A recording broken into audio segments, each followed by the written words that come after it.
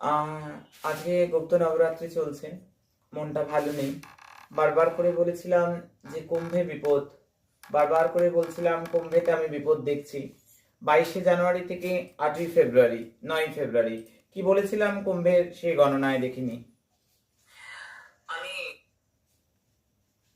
তাবিজ কবজ মাদুরি বেচতে আসি না। আমি আসি মানুষকে সঠিক পথ দেখাতে, মানুষকে সঠিক তথ্য দিতে।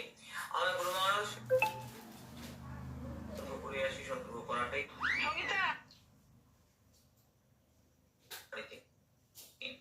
9ই ফেব্রুয়ারি, 22শে জানুয়ারি থেকে 9ই ফেব্রুয়ারি বড় সড়ো কোনো দুর্ঘটনা, বড় সড়ো কোনো স্যাড নিউজ, বড় সড়ো কোনো বিপদ আমি বারবার করে দেখতে পাচ্ছি। সেটা প্রাকৃতিক হতে পারে, সেটা আততায়ী হতে পারে, সেটা রেল প্লেনের কোনো দুর্ঘটনা হতে পারে, চক্রবাত তুফান হতে পারে।